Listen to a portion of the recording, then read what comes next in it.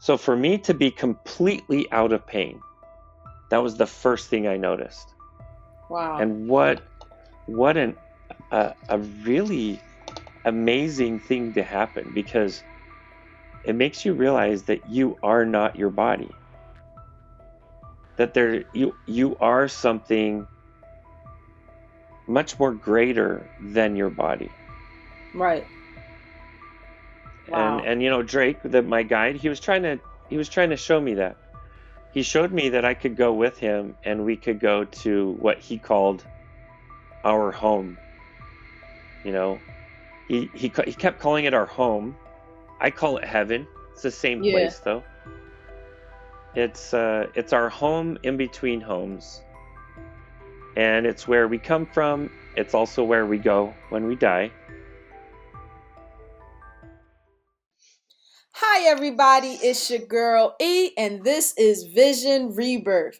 This is a podcast where we explore life changing stories of near death experiences, outer body experiences, divine dreams, meditations, and encounters with other beings. And today we have a special guest.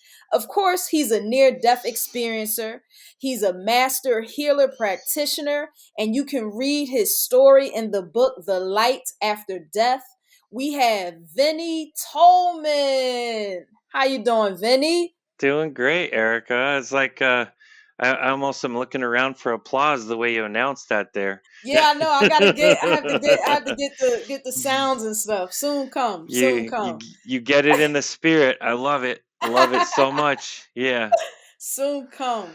So with your NDE, I find it interesting because you it was like an accident because you took a supplement that just had the wrong stuff in Mm-hmm. it and messed you up. But before we get into it, I think it's interesting, and I think it's really interesting for men because you got into that because it seemed like you were trying to sort of fix how you were feeling on the inside by making yourself like the ultimate Mm-hmm. gym bro. Can you just like explain like that mindset that you had when you were just trying to be that ultimate like Yeah. fit? Absolutely. I had recently gotten into the TV arena as a set producer, or just a production assistant on a TV set. And I had been doing that for about 2.5, 3 years. And I realized that, I really wanted to take care of my body.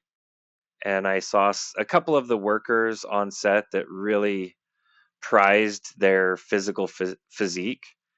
So I started taking better care of my body, and it started there. And then my best friend at the time, he was an amateur bodybuilder. Hmm. And he still looks like one now, by the way. I don't, but he does. he he helped invite me into that industry as an amateur bodybuilder, and so we were hitting the gym twice a day on most days. And we found this supplement. It was uh, it was pretty cool during its time. It would help you recover your muscles so that you could work out the same group of muscles every day. And if anybody who's done working out, you have to alternate groups of Yep. muscles. You can't do the same group each day, Upper but you body, can lower do, body. isolated, targeted muscle growth with that particular supplement. So, yeah, we ordered some. We were on back order with like 3 different companies locally, and it wasn't coming in. We had been waiting 6 months for any, and it just wasn't coming in. I think it was going out the back door for cash for a lot of these shops. And somehow we didn't have that connection. So we went online and ordered a bottle of this liquid from a company overseas in Asia. But here's what we didn't know is if you buy this stuff made in the United States, it was a diluted, watered down version. Compared Okay. to the stuff you get overseas, it was 20 times stronger.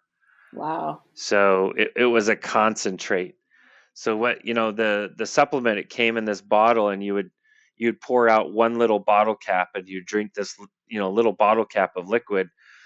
Well, the one we end up ordering from Asia, we should have only taken one drop, like a single drop.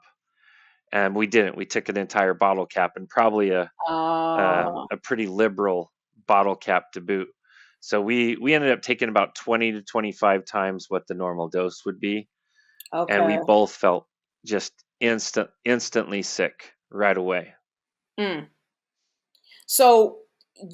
But you were the one that died from it. Like your friend didn't die from it. Like you actually like, Yeah, he didn't die. What happened was right away we knew we were in trouble. But being that we were both about 25 years old and we felt pretty invincible, we yeah. thought, nah, we won't go to a hospital. Let's go to Dairy Queen. That'll make us feel better. So Get we some went ice down cream. we went down to the local Dairy Queen. Yeah, exactly, right? So we go down to the Dairy Queen. I barely make it through the front door. I go into the bathroom that was right by the front door, and then I lock the door. That's what the problem was. I locked the bathroom door, but it was a single-use bathroom, so that's what needed to happen. Well, in doing that, I lock that door. My buddy goes in and he collapses on the dining booth, the first booth that you Wow. can get to. And then he starts vomiting all over the booth. The manager sees it. He calls 911. They get an ambulance out there and they take him away. He ends up being totally fine. They pump his stomach. They observe Okay. him for overnight, but he was released the very next morning. But with me, I was in that bathroom. Nobody had seen us come Oh, in because they together. couldn't get to you. They couldn't And get to you. I was, yeah. So I was Okay. in that bathroom. I passed out on my back, and I too began to vomit while I was passed out. And what happens if you're laying on your back when you vomit? You actually Choke. aspirate, so you'll breathe in your own vomit. Yeah. And that's what I did. That's what killed me is I aspirated right then and there. Wow. And so you became unconscious and eventually left your body at that point. So it was almost simultaneous. The very moment that I could feel myself losing consciousness, I didn't know that's what it was though. I just felt real dizzy. I could feel almost like the world was spinning on me. And as I was feeling that, all of a sudden it felt like boom. It felt like I was plunged into a dark pool of water. But in this pool of water, I could feel warmth, I could feel electricity, I could feel coldness too. But I was plunged, just instantly plunged into this pool of water.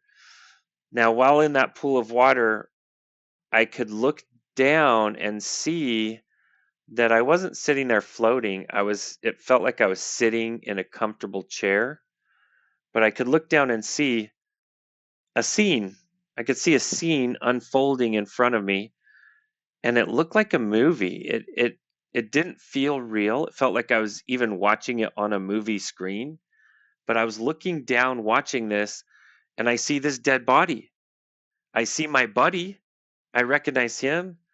He gets hauled away. I watched his ambulance leave, and I'm sitting there thinking, "Wow, this poor guy over here. Nobody knows he's dead in the bathroom." And so I'm monitoring that. I'm watching that, and it was almost an hour later that the manager came and unlocked that bathroom because it had been locked for so long. Wow. They wanted to check on whoever's in there. Well, they open the door and they see that body, and they called 911 again for the second time that day. And this time, the 911 operator, they they coached them to touch the body to feel if there was a pulse. And as soon as they touched it, they said it felt cool to the touch. The 911 operator said, "Lock the door. Don't anybody move or touch the body. Police are coming. An ambulance is coming." And and the next thing I know, an ambulance is there. It's a three-man crew, so it's two veterans and a rookie. They come in, they assess the body, they try to do chest compressions, they tried to um, used this little pump thing to get oxygen into the lungs, but it didn't work. So they went ahead and they brought out a body bag. They put the body in the bag. They strapped it down really tight on a gurney. They put it in the ambulance and they made the rookie, the new guy, sit in the back of the ambulance to babysit the body while they went around getting witness statements filled out. And again, I'm watching this. I'm watching all of this from above. I have no idea it's me though, because it doesn't look like me, number one. It looked very different from me, but Hmm. it couldn't be me because me was up here watching. Right, And right, it's hard to explain that, but truly it couldn't be me. It had to be someone else. right. So I watched them take this body in the ambulance, and along the way I see this light start to form in the rookie's chest. So in his chest area, he actually started to glow. There was a ball of light. It started in his heart and it got bigger and bigger and bigger till it was about from his belly button up to the top of his chest. And then I heard really loud a voice say, "This one's not dead." Mm. And I knew he could hear it, or at least he sensed whatever that voice was, but his ego kind of pushed it away and said, "Nah, that wasn't real." So about another block down the road, it happened again, but this light was now much brighter than the man. From his waist all the way to above his head, he was glowing with this golden white light. And I heard for a second time that day, "This one's not dead." Wow. And from that very moment, that rookie medic, he sprung into action. He broke protocol. He opened the body bag. He was feeling around the neck for a pulse. He didn't feel one. He felt under the arm for a pulse. He didn't feel one. He went down in the thigh area in your leg, the inside of your leg, and he was feeling around for a pulse there. He couldn't really feel one there either, but there was this little twinge, this little electrical discharge between me, where I was sitting up here watching above, and him down there touching the body. We both kind of jumped, like did a little Hmm. jump, and that was enough sign for him, you know, let's do this. So he went ahead Wow. and continued to break protocol. He unzipped the body bag further. He had to take a few straps off the body, and he hooked up a defib machine to shock the body. He got the heart to start on the third round. So Mm. third round, he got the heart to start, and one of the miracles of all this is it all happened a half of a block from a hospital.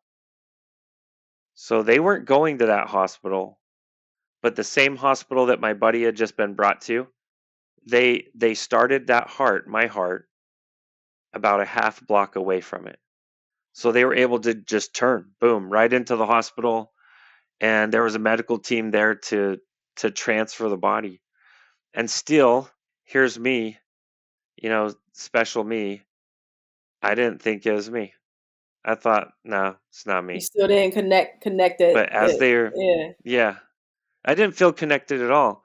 But as they were transferring the body, I felt myself being restricted or tied down. I Okay. looked down to my left and I saw my left arm being tied down by a strap. And as soon as I saw that, it dawned on me that everything I'd been watching for well over an hour, maybe close to 2 hours, was actually my death and not someone else's. Wow. And So you that's you got to really watch your that death. messes you up. Yeah. Absolutely I did. Yep. You got Yeah. to watch your death. And what was it that made the man resuscitate? Like, what was the light? What was that all about? So, I went to lunch with him after this was all over, about a month after, Yeah. and I asked him, I said, "Hey, did you hear the voice?" And he's like, "What voice?" And I go, I heard a voice, a very loud voice say, this one's not dead.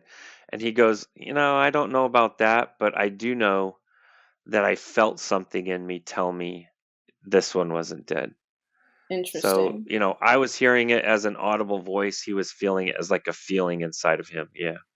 Interesting. So do you think like that might have been like his spirit guide or something like I that? feel like it was I feel like it was definitely spirit, maybe an angel, maybe I've always accredited it with God. I truly do. Yeah. I feel it Yeah. was God who speaking to him directly. Yeah. God wanted you here, huh? He was like, "Nah, you can't Yeah, either you can't leave just he yet." wanted me, yeah. He wanted me on earth or he didn't want me in heaven. One of the two. I know he wanted me not in heaven probably. So it's been an experience, to go through that. I was still brain dead, even though they brought my body back. I was brain dead for 3 days, and while I was being brought back slowly, and I was in that brain dead state in a coma, I got to have the experience of heaven. Yeah. I got to go Yeah. on a journey. The first guy I met was a guy that I call my guide, and his name is Drake. I thought he was God. First when I saw him, I just thought, well, this must be God. And he kind of laughed and he saw, no, I'm not God. And then I sat there and thought for a minute and I go, well, are you Jesus? And he goes, no, I'm not Jesus. And I said, well, who are you? And he said that he's my guide. His name's Drake, and that he wanted to take me wherever I wanted to go. Wow. So, he started me on this journey of, sorry, I had to adjust that. He started me on this journey of figuring out what I wanted. I didn't know. I knew I didn't want my body back Mm. because it looked like a true hell what was going on with that body. It looked horrible, terrible. Mm. Um, I would look back and I would see the body. It was sitting in a hospital bed. It was like going into seizures like this. They kept strapping it down, and it would continue in seizures. There was one either doctor or nurse, but a guy wearing scrubs. He got up and he like straddled the body, and Wow. he hit the chest with like a syringe to try to do something. I don't know what they were doing, but they were fighting to keep the body alive. They're Yeah. fighting to make that happen. So I got Well, to witness all of that from the outside. what did it feel like being in heaven with the spirit God then? Like, what did that feel Well, like for you? the first thing I noticed is I had no pain, none whatsoever. So all pain was gone out of my body. Now, I was only 25 years old. This was back in 2003. But even only being 25 years old, I was always feeling pain because of the work that I did. I'd work my body really hard, but on top of that, I would go and go to bars and clubs, and on top of that, I was you know beating up my body in the gym too. So my body was always sore. There was always either my chest, my legs, my arms, my back. There was always a muscle group aching, and most of the time there's two or three. So for me to be completely out of pain, that was the first thing I noticed. Wow. And what a really amazing thing to happen, because it makes you realize that you are not your body. That you are something much more greater than your body. Right. And Wow. and Drake, my guide, he was trying to show me that. He showed me that I could go with him and we could go to what he called our home. You know, he kept calling it our home. I call it heaven. It's the same Yeah. place though. it's our home in between homes, and it's where we come from. It's also where we go when we die. And it's, I thought for sure being raised Christian, I would get the special VIP door, Yeah. or I would get the special entrance into heaven. But that didn't exist, at least not for me. Maybe if I had been more saintly, I would have been I would have been, in the VIP door, but I wasn't. I was definitely not a saint in any way at the time. And so I began my pursuit of going home with my guide, Drake. And he had to teach me some things. He had to teach me that authenticity was the most important thing for me here. Yeah, break that down That because if I I thought that was deep in terms of the more authentic you were, the more you were able to feel or attract love.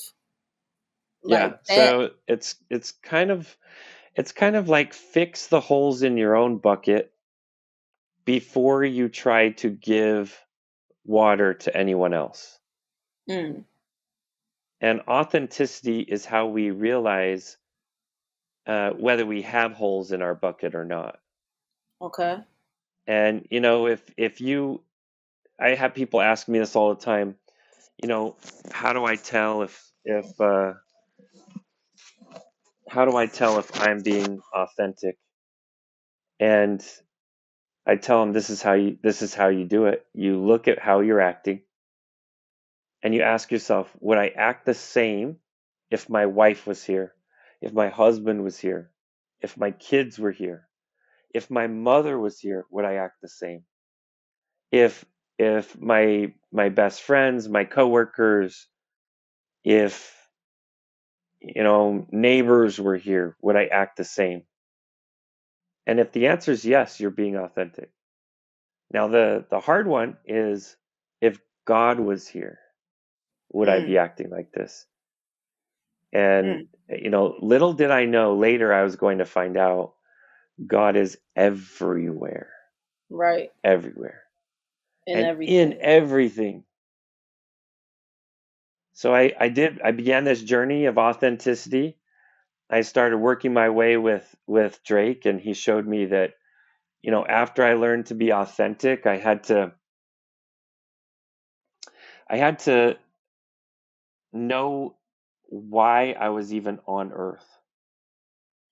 And he showed me that the reason I was on earth is because I wanted to play. I wanted to express. I wanted to grow. I wanted to make choices.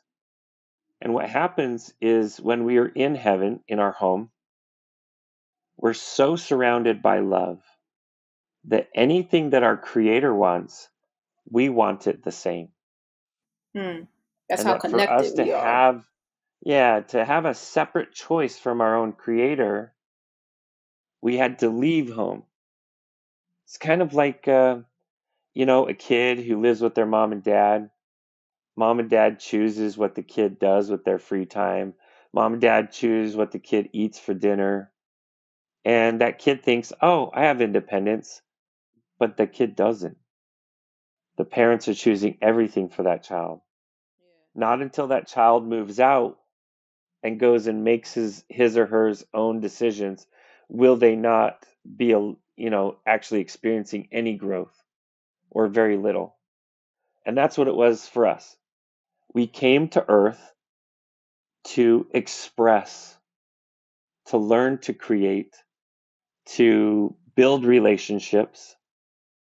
And we weren't here to conquer things.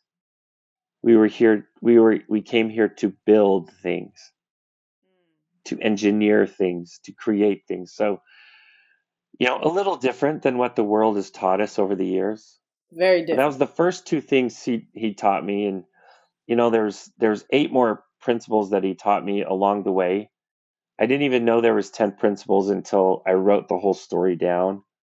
And that's when I realized there's 10 very distinct principles he was teaching me. I don't call it the 10 commandments by any stretch, but to me, they're my 10 commandments. They absolutely are. I live by them every single day. Am I perfect at following them? No way, because I'm human. I'm still human. Even though I'm a soul living in my flesh temple, I still have that flesh temple, that humanness. So I strive every day to do the best I can. One of the ones that I had a real hard time with is release all prejudice. I thought for sure there's no possible way there was prejudice in me. I really didn't think that was possible. I was raised in a biracial family. I thought that alone said you don't have Yeah. prejudice. But I did. Because Drake, he asked me, he goes, that's great that you don't have prejudice, but how do you feel about prejudiced people? Uh. And that's when I got real kind of peacocked up, flailed out my feathers, and I go, let me tell you about prejudiced people. And I went off. I went off and I said all sorts of demeaning things about prejudiced people. And wouldn't you know it, Drake, he picks up this little cartoon version of me, and he showed me on the loving island or the non-prejudice island. He picks me up, he brings me over to the prejudice island and puts me down. Mm. And he showed me that by me hating prejudiced people, I am one. It made you prejudiced. I am one. I am the very thing that I'm hating. Yeah. So he showed me that behind every person that is living in a small way, whether that's through prejudice, through hate, through anger or angry living, those people are living that way because they carry that in them.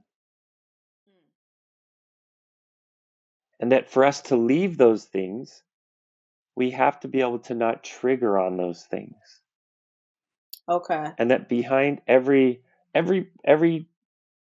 downtrodden person, there is a story. And most of them, uh, they they frame the person as a victim of some sort, and that person takes that victim energy and they turn it into prejudice. They turn it into a way of hating their fellow man or their fellow woman. And that's what prejudice is. It's just trauma. It's just suffering, trying to figure out suffering for ourselves. So I had to sit down, have a little pity party myself, and figure out, am I truly going to love all mankind, including Including the prejudiced people. prejudiced mankind? And I realized I have to. I have to. For me to love all of God's creation, I have to love the lamb and the lion. I have to love all aspects of creation. For me, as my choice, I have to. So I did. I chose to right then and there to love all. Am I perfect at it? No way. I'm still here. If I was perfect at it, I wouldn't be sitting right here. Right. You still be up there in heaven with or home, Oh yeah, right? It's, I wouldn't. I wouldn't have what gotten was it like? rejected. What was it like there? Like, because I like you speak also about Okay. like kind of going through different dimensions of heaven, Yeah. even like what is it like? Are You they better. working like that? You Like better they're tell working your. here? You better tell your audience to sit down for this part. And if you're driving, pull over, because this one's real important. It's real important. I got close to the heaven realm, but real quick, I'm gonna interject one more principle that was really hard for me is understanding that there's purpose in evil. Mm, yeah. That for us to have a good choice, there has to be a bad choice. And to take away the option of having bad choices, you might as well remove all choices. So there is purpose in evil. Not that any of us should choose it ever, but we need to have the ability to choose while we're here. That's how we grow. That's how we grow this soul.